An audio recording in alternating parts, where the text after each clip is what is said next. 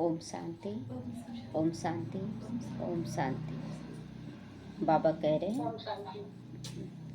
12/3/2026 है आज। प्रातः मुरली। बाबा कहते हैं, मीठे बच्चे, यह पढ़ाई सोर्स ऑफ इनकम है। इससे तुम मनुष्य से देवता बनते हो। ये पढ़ाई सोर्स ऑफ इनकम है। क्यों बाबा बार बार बोलता है? जितना हम ज्ञान को समझेंगे, धारण करेंगे, उतना पूरे कल्प के लिए भरपूर हो रहे हैं। तो इसीलिए बाबा कहता है कि ये सोर्स ऑफ इनकम है। इससे तुम मनुष्य से देवता बनते हो। 21 जन्मों के लिए सच्ची कमाई करते हो। प्रश्न है, बाप जो मीठी मीठी बातें सुनाते हैं वो धारण कब होगी? कब होगी धारण? उत्तर है, जब बुद्धि पर परमत व मनमत का प्रभाव नहीं होगा। जो बच्चे सुनी सुनाई बातों पर चलते हैं उनकी बुद्धि में धारणा हो ही नहीं सकती। सिवाय ज्ञान के और कुछ भी नहीं सुनाता है। कोई कुछ भी सुनाता है तो जैसे कि वो क्या बन जाता है। वो अगर बाबा कहते हैं ज्ञान के अलावा अगर कोई इधर उधर की बातें करता है तो हमारा टाइम वेस्ट करता है। तो और क्या होता है, हमारी मन की स्थिति भी अपने अनुसार ढालने लग जाता है। तो वैसी आत्माओं के लिए बाबा कहता है कि वो तुम्हारा दुश्मन है। अगर जो तुम्हारे मनमत को परमत मन को इधर उधर भटका रहा है तो वो बाबा कहता है वो तुम्हारा दुश्मन है। झूठी बातें सुनाने वाले बहुत हैं, इसीलिए hear no evil see no evil. मनुष्य से देवता बनने के लिए एक बाप की श्रीमत पर ही चलना है। बाबा हमेशा कहता है कि बच्चे ज़्यादा बोलचाल में भी नहीं आना है, क्योंकि ज़्यादा बोलचाल में आने से ना देवभान का ही बोलचाल होने लगता है। बाबा की बातें हो रही हैं वो ठीक है, लेकिन उसके अलावा ज़्यादा बोलचाल में नहीं आना है। गीत बजा है, हमारे तीर्थ न्यारे हैं, धरती के हम तो तारे हैं। ओम शांति। इस गीत में जैसे कि अपनी महिमा करते हैं, हमारे तीर्थ न्यारे हैं, हम धरती के तारे, ये अपनी महिमा कर रहे हैं। अपनी महिमा वास्तव में की नहीं जाती। अपनी महिमा कोई कर सकता है? महिमा हमेशा दूसरों से सुनने में अच्छा लगता है। अपनी बोलते ना, मियाँ मिट्ठू नहीं बनना है।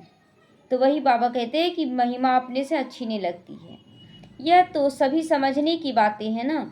जो भारतवासी बहुत समझदार थे अभी बेसमझ बन गए हैं। अब प्रश्न उठता है कि समझदार फिर कौन है समझदार? तो यह कहाँ भी लिखा हुआ नहीं है कि समझदार के लक्षण क्या होते हैं। तुम भी गुप्त हो। कितनी वंडरफुल बातें हैं। एक तो बाप कहते मेरे द्वारा ही बच्चे मुझे जान सकते हो। कोई भी माध्यम से हम बाबा को नहीं जान सकते हैं। अगर भगवान को जानना है तो भगवान के द्वारा ही हम लोग जान सकते हैं भगवान को। तो मेरे द्वारा ही बच्चे तुम मुझे जान सकते हो। फिर मेरे द्वारा सब कुछ जान जाते हो। सृष्टि के आदि मध्य अंत को का जो खेल है उसको भी समझ जाते हो। और कोई भी ऐसे नहीं जानते। एक मुख्य भूल की है जो निराकार परमपिता परमात्मा शिव के बदले श्री कृष्ण का नाम डाल दिया है। पहला नंबर शास्त्र जिसकी श्रीमद् भागवत गीता कहते हैं वही रॉन्ग हो गया तो जितना भी कुछ बोले सब कुछ गलत हो गया, क्योंकि मेन मुख्य चीज़ ही गलत कर दिए कि शिव के जगह में बेटे का नाम डाल दिया। इसीलिए पहले तो ये पहले सिद्ध करो, जो मतलब गलत किया है उसी को सुधारना है। तो वो शास्त्र कौन लिखा है? हम बच्चे ही तो लिखे हैं ना, हमने ही तो गलतियाँ की हैं। तो अब बाबा कहता पहले एक एक गलती को सुधारो, ये पहली गलती पहले सुधारो। तो सिद्ध करना है कि भगवान एक है। फिर पूछना है कि गीता का भगवान कौन? भारत का आदि सनातन देवी देवता धर्म है ना। सनातन का मतलब क्या होता है? सबसे पुराना है ना। तो अभी देखिए बहुत बच्चे जानते भी नहीं हैं कि क्या इसका मतलब होता है।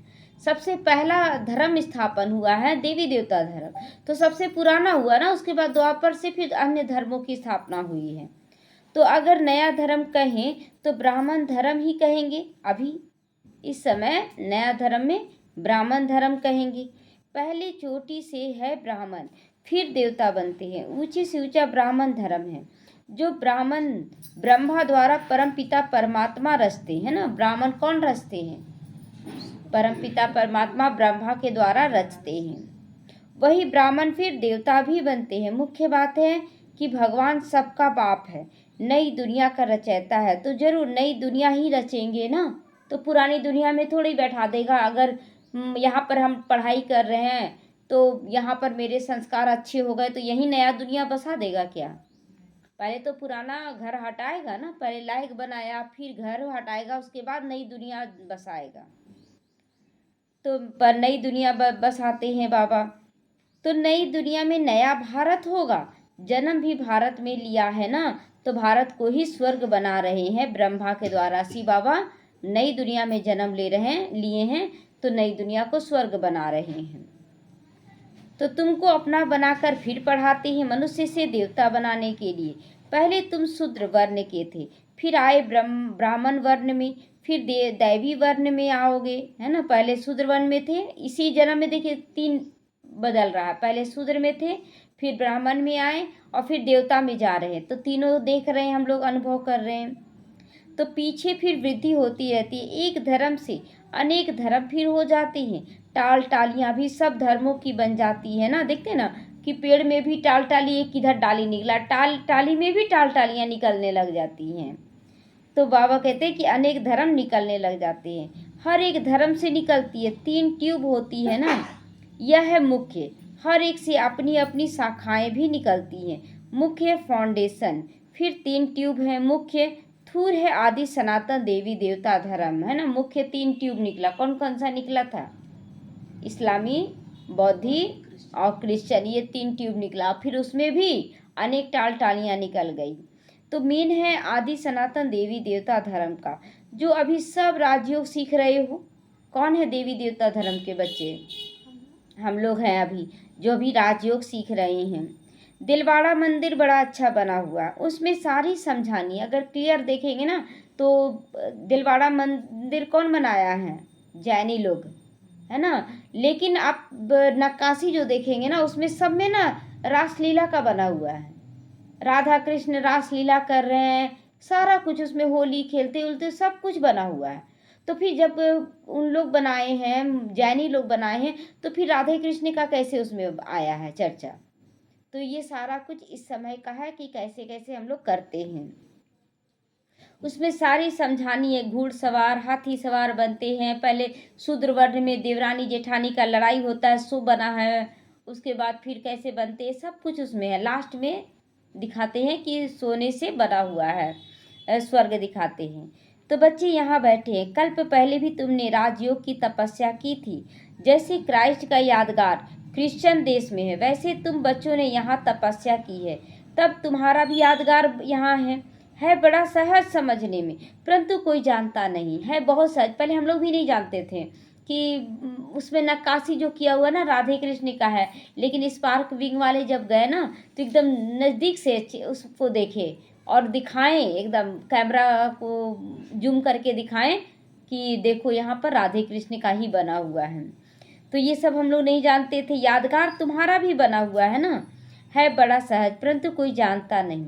सन्यासी लोग तो कह देते ये कल्पना है, जैसी जो कल्पना करे सो बोल देते सन्यासी लोग कि ये सब कल्पना है।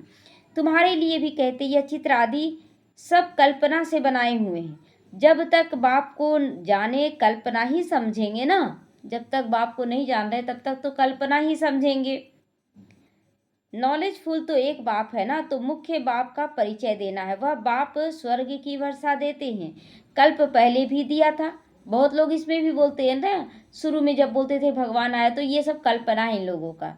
लेकिन जो जाना, जो, क्योंकि भगवान तो गुप्त है ना, अभी भी गुप्त है, तो जो अनुभव कर रहा वो मानेगा, जो अनुभव नहीं कर रहा वो तो बोलेगा कल्पना है। भगवान कैसे? क्योंकि एक मन बुद्धि में बैठा दिया गया ना कि भगवान इतनी आसानी से नहीं मिलता है। अब उस चीज़ को पकड़े हुए हैं कि भगवान कैसे मिल जाएगा इतना आसानी से। जब तप कर रहे पहाड़ों में बैठकर साधु सन्यासी इतना दिन से तप करे, उन लोगों को तो मिला नहीं है और इन लोगों को मिल गया, तो इसलिए ना उन लोगों को मानना मुश्किल लगता है। तो बाबा कहते हैं कि कल्प पहले भी इसी तरह वर्षा दिए थे बाबा गुप्त रूप से, फिर 84 जन्म लेना पड़े। भारतवासियों के ही 84 जन्म होते हैं। फिर संगम युग पर बाप आकर राजधानी की स्थापना करते हैं। तुम बच्चों ने बाप द्वारा समझा है, जब अच्छी रीति समझे, बुद्धि में बैठे, तब खुशी होगी। खुशी भी इतना आसान नहीं होता है शुरुआत में।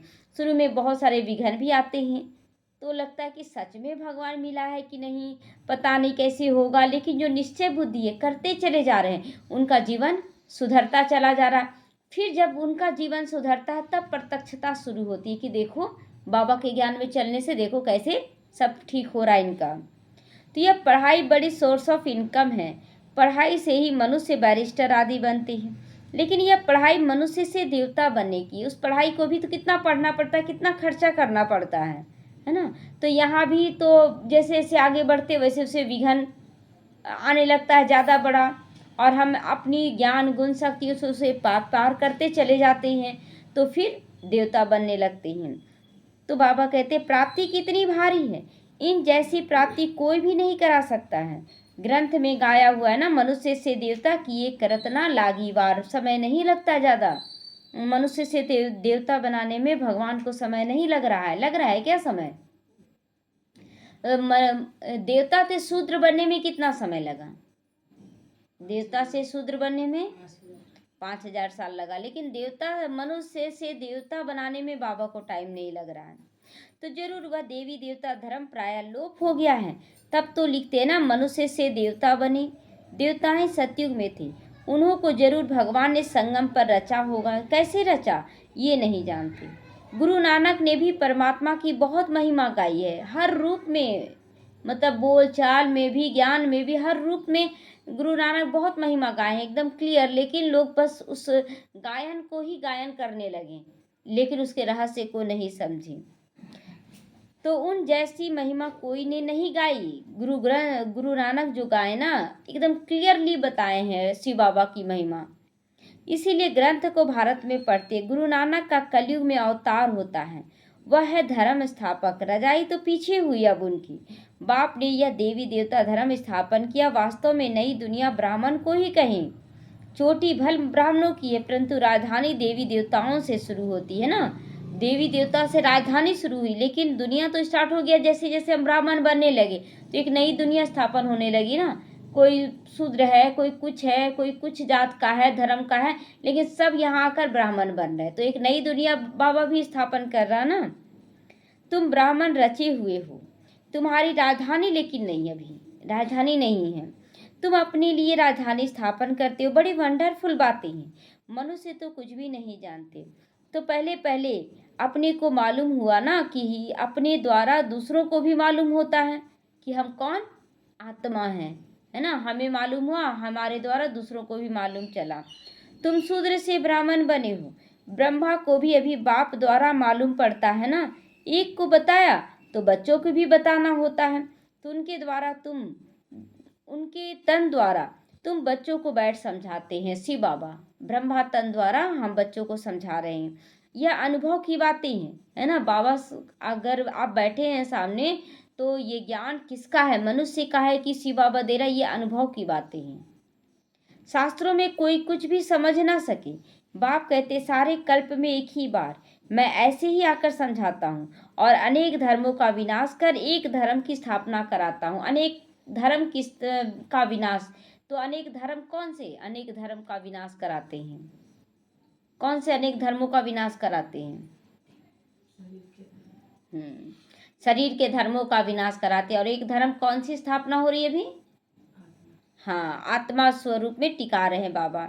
तो बाबा कहते तो अनेक धर्मों का विनाश और एक धर्म की स्थापना कराता हूँ। यह 5000 वर्ष का खेल है। तुम बच्चे जानते हो हमने 84 जन्म लिए। विष्णु की नाभि से ब्रह्मा दिखाते हैं। ब्रह्मा और विष्णु यह किसके बच्चे हैं? शिव बाबा के। दोनों बच्चे ठहरे शिव के। वह है रचयिता और ये है रचना। इन बातों को कोई समझ ना सके, बिल्कुल नई बात है ना। बाबा भी कहते यह नई बातें हैं।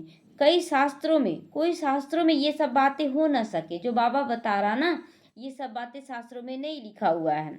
ज्ञान का सागर बाप है। तो बाबा कहते जरूर संगम पर बाबा आते हैं ना। सत्युग त्रेता में नहीं मनाते हैं शिव जयंती। बाबा कहते वही गीता का भगवान अभी आया हुआ है।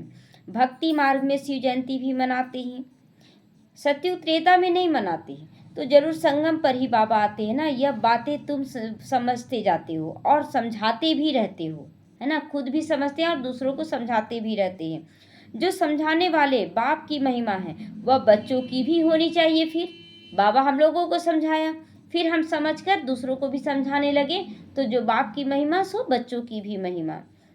तो तुमको भी मास्टर ज्ञान का सागर बनना है ना, तो प्रेम का सागर भी बनना है, सुख का सागर भी बनना है, यहाँ ही बनना है ना, यहाँ सत्युग में जाकर नहीं बनना है, बनना यहीं पर है।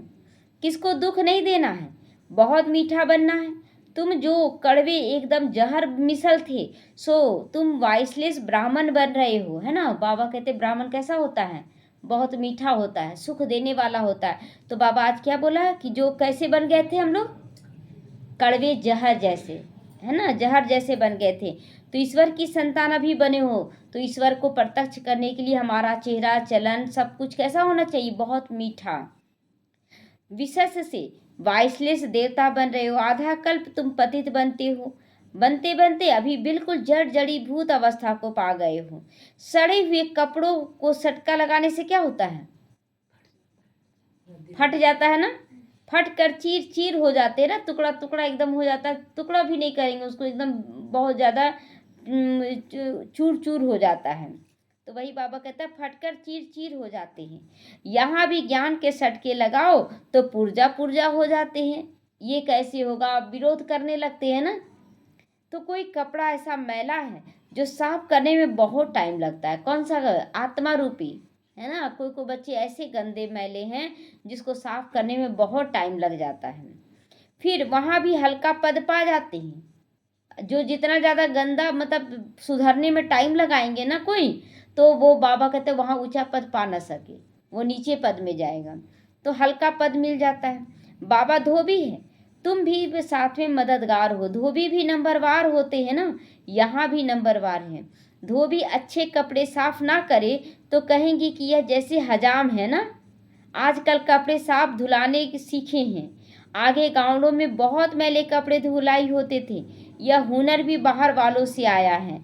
बाहर वाले कुछ इज्जत देते हैं, पैसे आदि की मदद भी करते हैं। जानते हैं यह बहुत बड़ी बिरादरी है, अब नीचे गिरे हैं, है ना। धोबी का भी बहुत बड़ी बिरादरी है। और साफ करने का भी देखिए अभी निकल गया क्या, ड्राई वॉश ये सभी निकल गया है, तो कितना अच्छे से साफ कर देता है। तो बाप कहते तुमको कितना धनवान बनाया था, माया ने क्या हालत कर दी। अभी तुम समझते हो कि हम विजय माला के थे, फिर 84 जन्म ले क्या जाकर बने, वंडर है ना। 84 जन्म लेके क्या बन गए, 84 जन्म के बाद देवी देवता बन गए कि शूद्र बन गए, नीचे गिर गए ना। ध्यान देंगे सभी, तो 84 जन्म लेकर क्या बन गए, वंडर लगता है ना कि कहाँ देवी देवता थे और 84 जन्म में गिरते गिरते एकदम शूद्र बन गए। तुम समझा सकते हो, तुम भारतवासी तो स्वर्गवासी थे, भारत ही स्वर्ग था, फिर नीचे गिरते गिरते नरक बन गया। तो अब बाप कहते पवित्र बनो, स्वर्गवासी बनो, मन मना भाव मन को एक परम पिता में लगा दो। शिव भगवान उवाच माम एकम याद करो, याद की यात्रा से तुम्हारे सारे पाप नष्ट हो जाएंगे। शास्त्रों में लिखा है श्री कृष्ण ने भगाया पटरानी बनाने के लिए। यहाँ पर कौन भगा रहा है, शिव बाबा, है ना। पुरानी दुनिया से निकाल कर ले जा रहे हैं, तो भगा रहे हैं क्या बनाने के लिए, पटरानी बनाने के लिए। तुम सब पढ़ रहे हो किस लिए, किस लिए पढ़ रहे हैं, पटरानी बनने के लिए ना। तो परंतु इन बातों को कोई समझ ना सकता है। अब बाप ने आकर बच्चों को समझाया है। बाप कहते हैं मैं कल्प कल्प तुमको समझाने आता हूँ, तो पहले भगवान एक है यह सिद्ध करके फिर बताओ कि गीता का भगवान कौन, पहले सिद्ध करो, है ना, कि भगवान आते हैं, भगवान एक है, तब फिर सिद्ध करो कि भगवान ही गीता का ज्ञान दाता है। तो राजयोग किसने सिखाया, भगवान ही ब्रह्मा द्वारा स्थापना कराते हैं और विनाश करके फिर पालना कराते हैं, है ना। पालना भी कराते, विनाश करके फिर पालना कराते का मतलब है कि सतयुग और त्रेता युग पालना करवाते हैं। जो अच्छे मतलब राजा कुल की आत्मा है वो राजा महाराजा बनते हैं, उनके द्वारा पालना कराते हैं, वही देवी देवता बनते हैं। यह बातें समझ में उन्हों को आएगी जिन्होंने कल्प पहले समझा होगा। सेकंड बाय सेकंड जो हुआ इस कल्प तक, इस समय तक समझेंगे। ड्रामा में तुम्हें बहुत पुरुषार्थ करना है। यह तो बच्चे समझते हैं कि हमारी यह अवस्था नहीं हुई है। समझते हैं कि नहीं कि हो गई है संपन्न और संपूर्ण अवस्था? नहीं हुई है ना। तो अभी यह वह अवस्था नहीं हुई है, टाइम लगेगा। कर्मातीत अवस्था हो जाए तो फिर सब नंबर 1 में पास हो जाएं, लेकिन नंबर वार है ना, फिर तो लड़ाई भी लग जाती, आपस में खिटपिट चलती ही रहेगी। तुम जानते हो जहाँ तहाँ देखो लड़ाइयाँ की तैयारियाँ हो रही हैं, है ना, हो रही है ना, चारों तरफ सब तरफ तैयारियां कर रहे हैं। तुमने जो कुछ दिव्य दृष्टि से देखा है वह इन आंखों से भी देखना, है ना। विनाश जो देखते आए ना बच्चे साक्षात्कार में, इन आंखों से भी देखना होगा। तो विनाश का साक्षात्कार किया है, फिर वैसे आंखों से देखेंगे भी। स्थापना का भी साक्षात्कार किया तो फिर प्रैक्टिकल में भी रजाई भी देखेंगे, दोनों को देखेंगे। मतलब कैसे रजाई बन रहा है और कैसे स्थापना विनाश हो रहा, सब कुछ देखेंगे। तुम बच्चों को तो बहुत खुशी होनी चाहिए। यह पुराना तन है, योग से आत्मा पवित्र बन जाएगी। फिर यह पुराना शरीर भी छोड़ना है।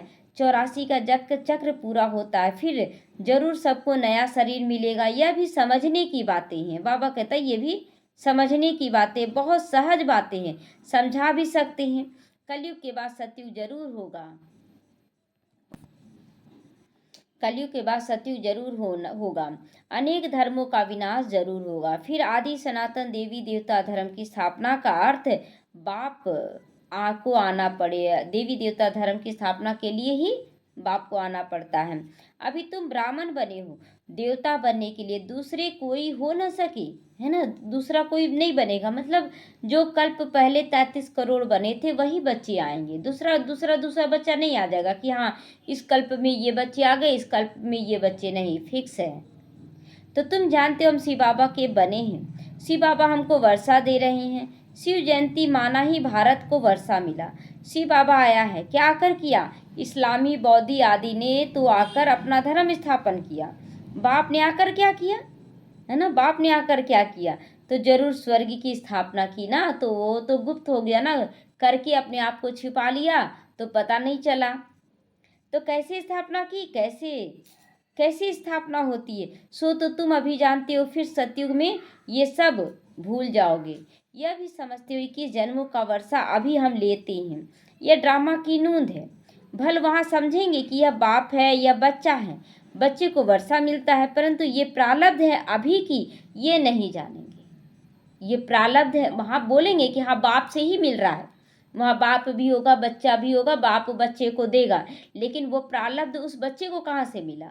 तो यहाँ से लेकर गया तब जाके उसको रजाई मिला। परंतु ये प्रारब्ध अभी की है। सच्ची कमाई कर 21 जन्मों के लिए तुम अभी वर्षा पा ले रहे हो, 84 जन्म फिर लेने हैं। सतो प्रधान से फिर सतो रजो तमो में आएंगे। यह अच्छी रीति याद करने से फिर खुशी में रहोगे। समझाने में बड़ी मेहनत लगती है ना, समझाते समझाते बाबा कहता है ना कि कंठ भी रुन जाता है, और उसके बाद भी कितने बच्चे निकलते, बहुत थोड़े बच्चे निकलते। तो जो स्कूल के होंगे वही ना निकलेंगे, बाकी सब थोड़ी ही निकलेंगे। जो समझ जाते हैं तो उनको बड़ी खुशी होती है। जो बच्चे अच्छी रीति समझते हैं वह फिर बहुतों को समझाते रहते हैं, कांटों को फूल बनाते रहते हैं। यह है बेहद की पढ़ाई। वर्षा भी बेहद का मिलता है, फिर इसमें त्याग भी बेहद का करना है ना, त्याग भी तो बेहद का करना, हद का त्याग नहीं करना है, बेहद का त्याग करना है। गृहस्थ व्यवहार में रहते सारी दुनिया का त्याग करना है तुम, क्योंकि तुम जानते हो यह पुरानी दुनिया खत्म होनी है। अगर इस दुनिया का त्याग नहीं करेंगे तो क्या बोला गया है कृष्ण के द्वारा, क्या ज्ञान दिया गया था अर्जुन को कि हे अर्जुन, अगर तुम नहीं भी मारोगे इनको तो भी ये मर जाएंगे, है ना, सब मरे पड़े हैं। तो इसीलिए बाबा कहता है कि बच्चे अगर तुम नहीं भी सोचोगे कि ये मतलब नहीं है मेरे, तो भी ये खत्म हो जाएंगे, तो भी खत्म हो जाएगा, है ना। अचानक शरीर छोड़ के चले जाएंगे तो आप कहाँ ढूंढोगे? तो क्योंकि तुम जानते हो यह पुरानी दुनिया तो खत्म होनी ही है, अब नई दुनिया में जाना, इसीलिए बेहद का सन्यास कराते हैं बाबा। सन्यासियों का तो हद का सन्यास है और उनका हठ योग भी है। इसमें हठ की कोई बात नहीं रहती, यह पढ़ाई है बुद्धि की। पाठशाला में पढ़ना है मनुष्य से देवता बनने के लिए। शिव भगवान हुआ, श्री कृष्ण हो न सके, उनको हेवेनली गॉडफादर नहीं कहेंगे, हेवेनली प्रिंस कहेंगे। तो कितनी मीठी मीठी बातें समझने और धारण करने की है ना। हेवेनली, अगर सत्युग का प्रिंस बनना है तो प्रिंस के जैसा ही ना चाल चलन व्यवहार होना चाहिए। तो दैवी लक्षण चाहिए उसके लिए, है ना। देवी देवता बनने के लिए दैवी लक्षण होना चाहिए। कभी सुनी सुनाई बातों पर नहीं लगना चाहिए, है ना। सुनी सुनाई मतलब कोई कुछ बोल दिया, हम जाकर लड़ाई झगड़ा करने लगे, तो बाबा बोलता नहीं, ऐसा नहीं। व्यास की लिखी हुई बातों पर लगते लगते बुरी गति हो गई ना। तो सिवाय ज्ञान के और कोई कुछ सुनाते हैं तो समझो ये हमारा दुश्मन है। अगर ज्ञान के अलावा कोई बातें सुना रहा है तो उसकी बातों को नहीं सुनना है, वो हमारा दुश्मन है। दुर्गति में ले जाते हैं। कभी भी परमत पर भी नहीं लगना चाहिए। मन मत परमत पर चला तो मर गया, है ना। मन मत और परमत पे नहीं चलना है। तो बाप समझाते रहते, झूठी बातें बोलने वाले तो बहुत है यहाँ। तुमको बाप से सुनना है, hear no evil, see no evil, talk no evil, do no evil, think no evil. तो बाप दादा आए ही हैं मनुष्य से देवता बनाने, तो उनकी श्रीमत पर चलना चाहिए, है ना। अगर देवता बनना है तो श्रीमत पर चलें, और नहीं बनना है, क्षत्रिय बनना है तो आधा इधर आधा उधर चलें। तो अभी बाबा कहता है रिश्तों में भी नहीं फंसना है, रिश्तों में भी फंसेंगे तो गिर जाएंगे। अच्छा, मीठे मीठे सीख लदे बच्चों प्रति माता पिता बाप दादा का याद प्यार और गुड मॉर्निंग। रूहानी बाप की रूहानी बच्चों को नमस्ते। हम रूहानी बच्चों की रूहानी माता पिता बाप दादा को याद प्यार, गुड मॉर्निंग और नमस्ते नमस्ते। शुक्रिया बाबा, शुक्रिया। हम रहेंगे सदा हंसते हंसते, जाएंगे शिव बाबा के साथ परम धाम, आएंगे वैकुंठ में हंसते हंसते। ओम शांति। धारणा के लिए आज मुख्य सार है, यहाँ बाप समान सुख का सागर बनना है, प्रेम का सागर बनना है, सर्व गुण धारण करने हैं, किसी को भी दुख नहीं देना है। सुनी सुनाई बातों पर कभी भी विश्वास नहीं करना है, पर मत पर नहीं चलना है। हियर नो इविल, ना सुनना है, ना बोलना है, न करना है, न देखना है, न सोचना है ना। वरदान है, मैंपन के बोझ को समाप्त कर दो, प्रत्यक्ष फल का अनुभव करने वाले बालक सो मालिक हो जाओ। मैंपन, हर बात में मैंपन।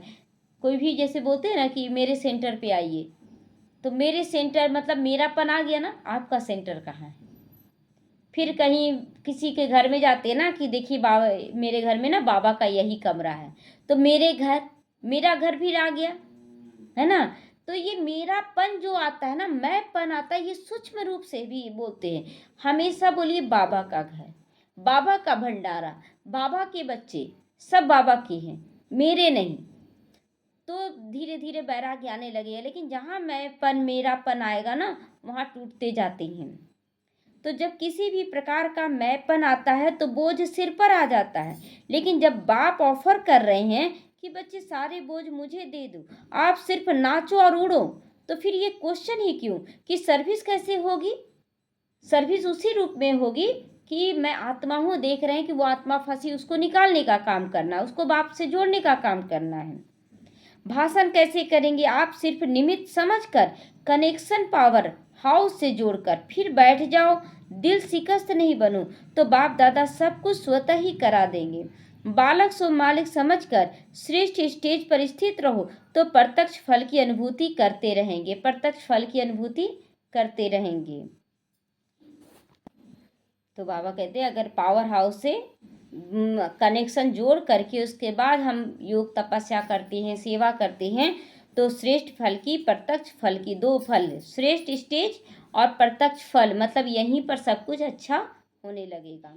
स्लोगन है, ज्ञान दान के साथ साथ गुण दान करो तो सफलता अच्छी मिलती है ना। ज्ञान दान तो सब कर रहे हैं, गुण दान कैसे किया जाता है। हाँ, हम खुद सुधरेंगे, खुद धारण करेंगे और बिना बोले करते जाएंगे तो हमें देखकर लोग अपने आप सीखने लगेंगे। तो इसीलिए बाबा कहता है ज्ञान दान के साथ साथ गुण दान करो तो सफलता मिलती रहेगी। अव्यक्त इशारे निश्चय के फाउंडेशन को मजबूत कर सदा निर्भय और निश्चिंत रहो। कैसी भी कड़ी परिस्थिति हो, लेकिन खेल समझने से कड़ी समस्या भी हल्की हो जाएगी, है ना। आत्मिक स्थिति में आते ही सब कुछ हल्का हो जाता है। कई बच्चों में हिम्मत है, इसीलिए कोई भी बात होती है तो कहते हैं ना, हाँ कर लेंगे, सोचेंगे। हिम्मत तो है लेकिन फेथ नहीं है, है ना, विश्वास नहीं होता है, मतलब हिम्मत है लेकिन विश्वास नहीं होता है कि ठीक हो जाएगा, इसीलिए कर नहीं पाते हैं। पूरा पूरा निश्चय जब बाबा पर होगा ना, तो बाबा कैसे रखेगा, क्या करेगा, बाबा पर सब कुछ समर्पण हो जाएंगे।